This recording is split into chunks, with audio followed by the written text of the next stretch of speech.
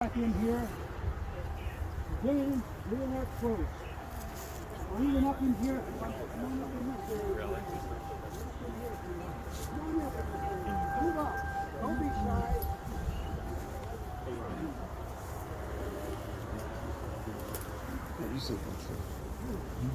Excuse me. You're all right.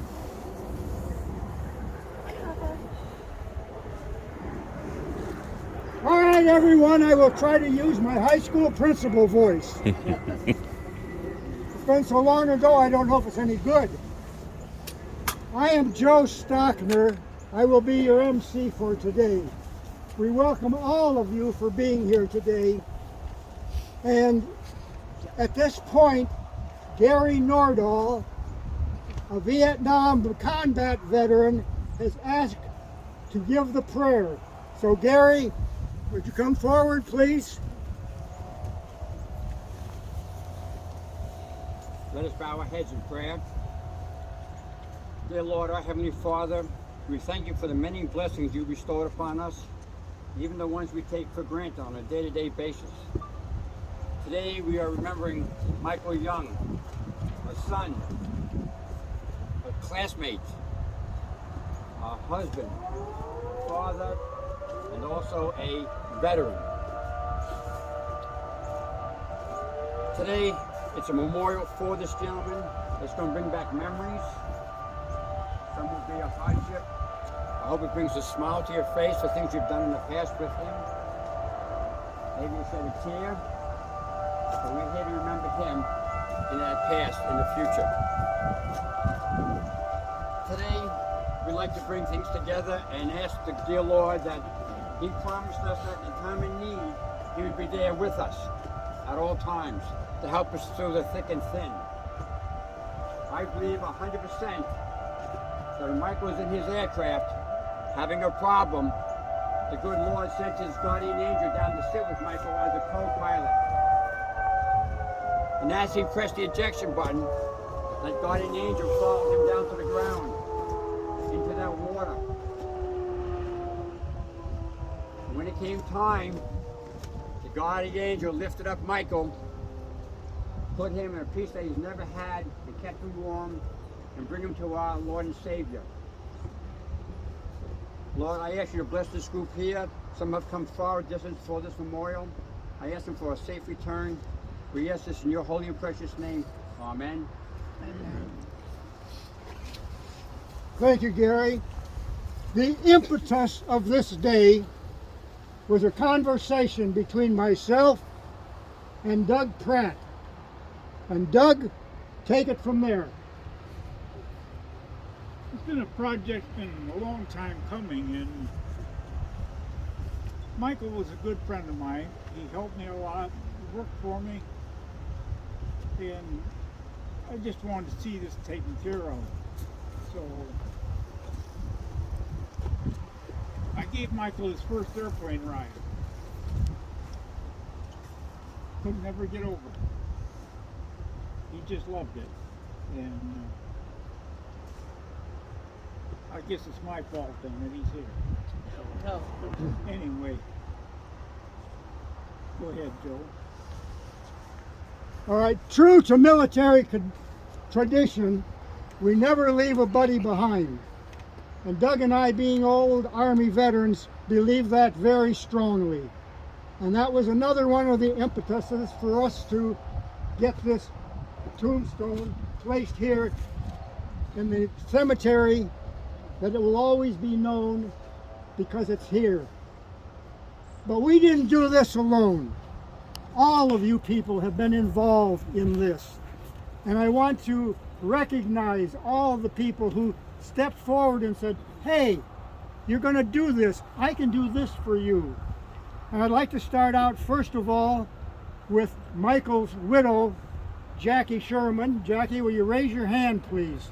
Right there is Jackie. Jackie and her husband, Brent, have come in from California for this, and we really appreciate that. But most of all, there were many emails between Jackie and I. Many, many, many. Our spouses must have thought we had a relationship or some sort going on. but I really appreciate your responding immediately, Jackie. We wish to thank Walter and Donna Young. Donna is here. Walter would like to be, but physical conditions do not allow that. They helped us with many thoughts for this ceremony. Special thanks to Zach Magera. Is Zach here by any chance? The Veteran Service Officer from Bowling Green. He was the one that helped us with all the forms, he and his staff. So we appreciate that. We appreciate Robert Shank, former owner of Shank Funeral Home, who told us many things that we should think about, and we appreciate that. We appreciate Paula Jolin and Molly Johnson from the Whitzler Shank Walker Funeral Home. When we wanted to get the casket flag, Bob Shank said, "See Molly." We went over to see Molly and she said, "Yes, I'll make arrangements for that flag. You should have it within a week or so." 2 days later, she said, "I'm ready for you." The members of the Perrysburg American Legion Post who stepped forward and said, "Hey, look, you're going to have money to put the foundation in for this stone." And they donated the money to put this stone in. They're also serving as the honor squad and the firing squad and the bugler today. Rick Ruffner, a classmate, who said, "I'll contact Tom Birkenbeil." Where is Tom? He said, I'm going to get him to send to my classmates an email about this operation, and we thank you for doing that. Stephanie Cox, anybody from Stephanie or her staff here at the cemetery? What a wonderful group of people to work with. They made sure that we knew everything about this site, made sure that the foundation got put in. They were very, very helpful. Richard Baranowski, is Richard here? Richard, the historian at the Way Public Library, put a nice article in the Messenger, which appeared this past Wednesday, and so we appreciate his help. The next person I'd like to recognize is Robert Pinert. No, I got it wrong again, Robert, because it's Roger. I did that on purpose too. He's a twin. They both start with R-O, Robert and Roger. So anyway, I called Roger and I said, "You worked at the 180th. What can you tell me? Can you tell me who the commander was at that point?" And he said, "No, but I'll put you in touch with the guy." He put me in touch with Jeff Brubaker. Jeff here, any chance? There's Jeff right there, back there. He's also the mayor of Hamler, Ohio. He said to me, "I'll figure it all out." So anyway, he called me and he said, "The original commander is in Arizona, not in very good health anymore. But I'll connect you with Colonel Pfeiffer." So I got in touch with Colonel Pfeiffer and he said, "Oh yes, I'd love to be there." I got a call Friday morning. I'm being attacked by a kidney stone.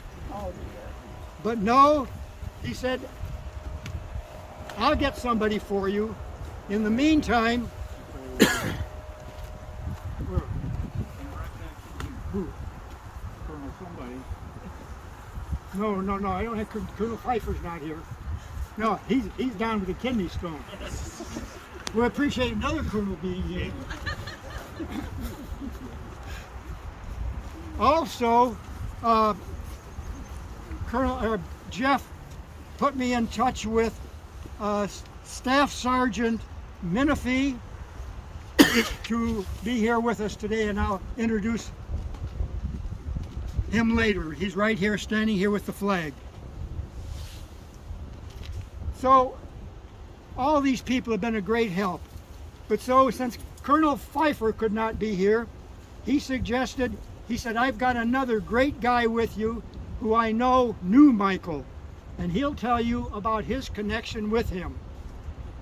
That is Lieutenant Colonel Iannucci. Did I pronounce that correctly? Boy, I looked at that spelling twice. I know he's a graduate of Ohio State University. I know that he enlisted as an enlisted man in the United States Air Force with the 180th. He retired as a lieutenant colonel, and I know he's still flying. He can tell you all about his life with Michael through the years. Lieutenant Colonel, it's all yours. I'll be shorter than Pfeiffer. Thank you, everybody, for coming out. I was a second lieutenant when Mike Young came back to the squadron, and inevitably, Mike was probably one of the nicest guys you'd ever meet.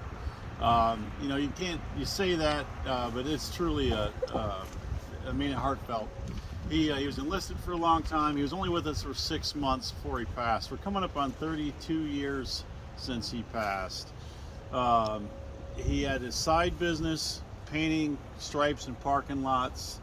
He had a brand new baby and a wife, and if there's anything to remember about Mike, was he had an indelible, forever smile.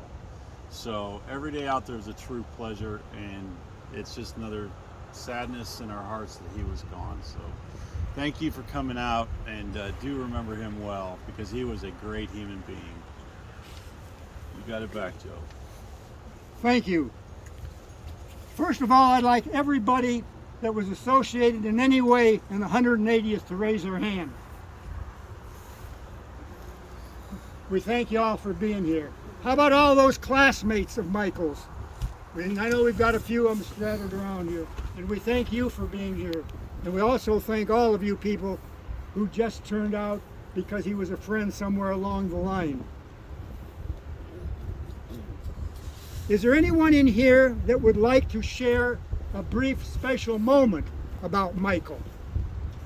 Certainly somebody has a memory of him back in high school or sometime along the way. I've heard some things about him that should be some interesting ones. Anyone? Come on, here's your chance. None? Okay. Wait, you got one? Whoa, I got one. Who are you, sir? Kevin Portal, I served in the agent shop with Mike. We were in Alameda for the first time he ever dropped live munitions. As he came bouncing into the shop, actually just floating, because his feet were about this high off the ground. I looked at him and said, "Guess who dropped live munitions for the first time today ever?" His response, "You're damn straight, and I want to do it again." Okay, come on. We certainly have some more here. I'll say something real quick. I was 6 months. My name's Brian Cadell. I was about 6 months behind Mike in training. And that was a blessing because I was constantly on the phone with him. And he was teaching me what I can expect throughout all my training, about 2 years of training. And unfortunately, I just got back to the squadron when the accident happened. But I'll always be thankful. All right, anyone else? Come on, Colonel, you check him because you're up there a little higher than I am. I can see. Anyone else? Here we go. Yes, ma'am. What's your name? Kim, And how do you know Michael? he was my brother-in-law. I'm Jackie's sister. Okay. And so I remember Mike sitting around a card table with my brother because he was my brother's friend before he started dating Jackie. And he was always, like you say, always smiling, full of life, and just a great guy to be around and very, very helpful. But the last time I talked to Mike, he was on the phone, and I had two little ones that were crying. And I'll never forget the conversation. He had just returned from Turkey, and he really was so excited to tell me about how he was at the ruins where Paul preached. And if you know anything about that, that's very significant. He said, "I'll tell you about it at Christmas time." Never finished that conversation, but it was very special. Thank you. Who's next up here? How we doing, Colonel? I think you're good. I'll say something. Here. I'm Wally, Mike's brother, Okay, Wally. and I'm terrible at speaking in front of people, so you'll excuse me. You're doing well. You're doing great right now. We're going to sign you up for this guest speaker. Oh, great. But Doug, don't ever think what you said earlier, because Michael, when he found out that he had gotten selected to fly and do his training for pilot's training, he came to my dad and he said he was so happy because he didn't have to work anymore because he would be flying. I'm sorry. So, you know, he absolutely loved it, and the conversations that we had, and I kept in contact with him when he was going through his training and best that I could.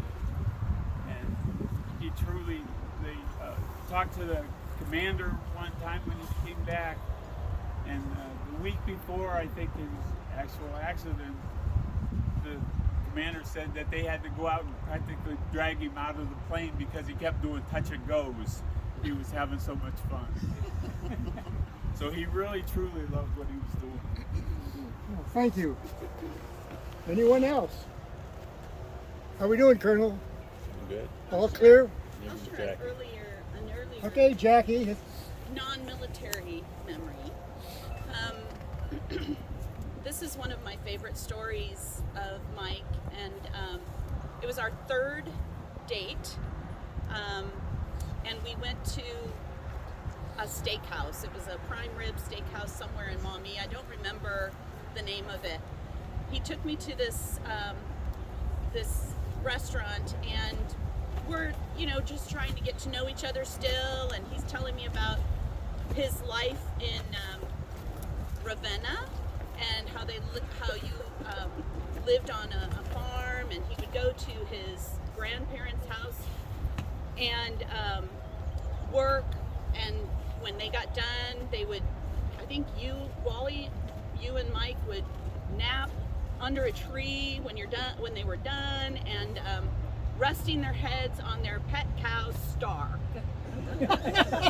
And our food comes and we're eating, and you know, I said, well, what did you do with Star when you moved to Perrysburg, because you didn't live on a farm in Perrysburg? And as I'm taking a bite of my steak, he says, oh, we ate her. Which is when I put my fork down and passed him my plate. Oh, thank you. Fantastic. Yeah, but that's a good one. Anyone else? Yes, sir. What I remember about Mike, I'm Kim's husband, is how much he loved children, how much he loved our children. She mentioned the two kids that were crying. Well, he had made for them a teeter-totter and a cradle, and when he would see us and visit us, he would take them in his arms, and he said, we're going to fly. And he would fly them around when they were just little, and they would absolutely love it. So that's what I remember. Thank you. My brother Mike made 3 parachutes. Real loud, real loud. He made 3 parachutes with each of my son's names on it, and he went up in a private plane, small, and he flew. He said, be outside at this time of day, and I said, okay. So I saw him coming in this plane. He opened the window, threw the parachutes out with candy hanging from them, and each of the boys went after their parachute that was floating down from him. And that was Mike. Mike. Yeah. Anyone else? Okay, we'll proceed then. Of course, Michael was a Gulf War era veteran, and at this time, Doug Pratt will place on the stand here the Gold Star flag holder, signifying that he was a Gulf War veteran.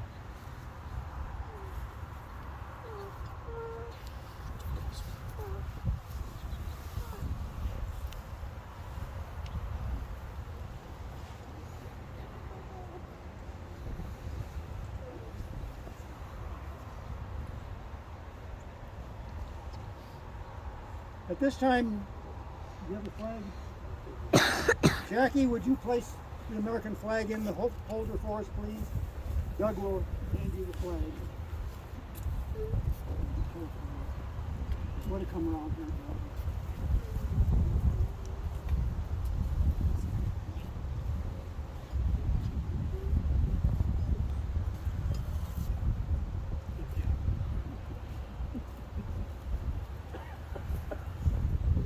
Sergeant Menifee, you're up.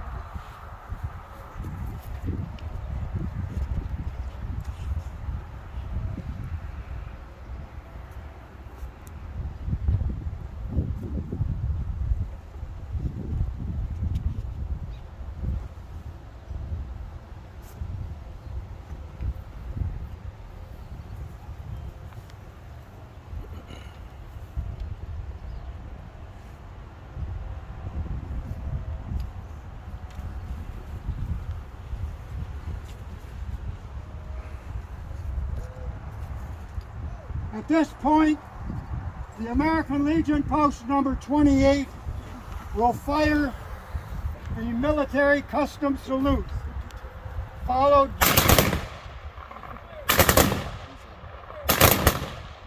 military veterans hand salute.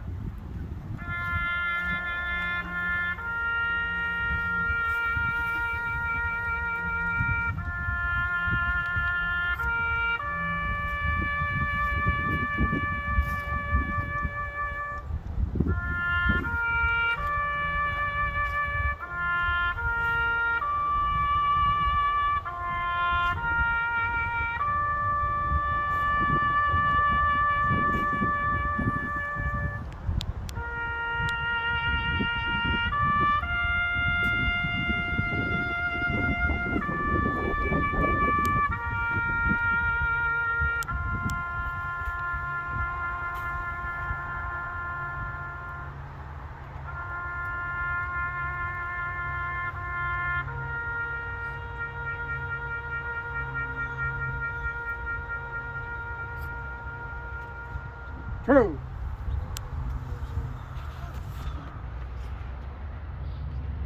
Gary, will you present the 3 shells, please, signifying the firing squad?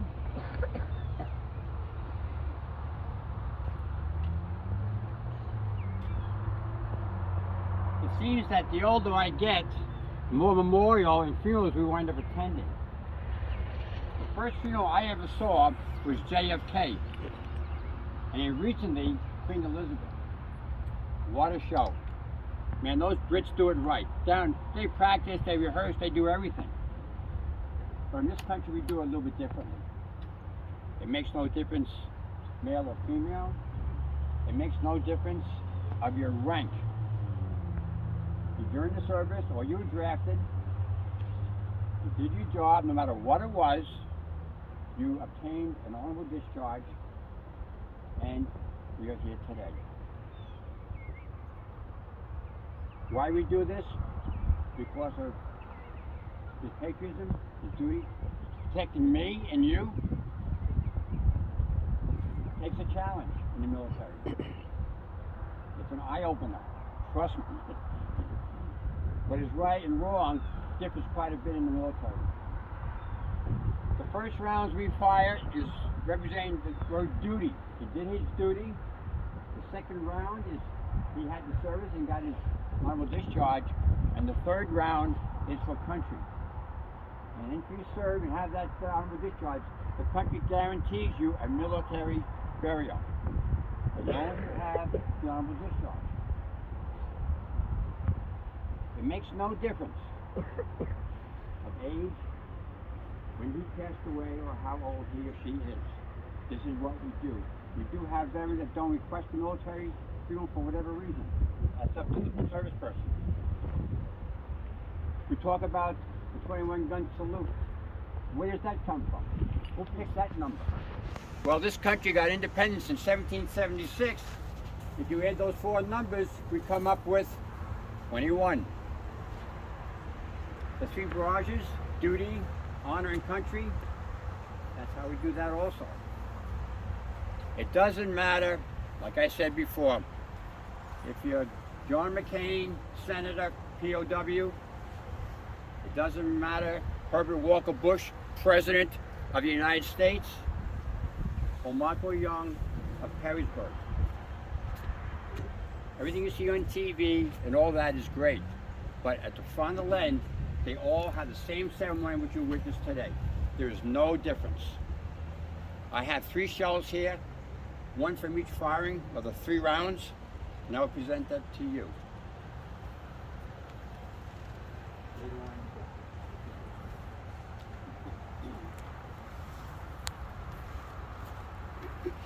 Thank you, Gary. Doug, do you have anything else? We conclude this headstone dedication with a welcome home, Michael. In true military fashion, you have not been forgotten, and your spirit is back here in Perrysburg, Ohio. And with that, I thank you all for being here today. Please have a safe trip home. Thank you.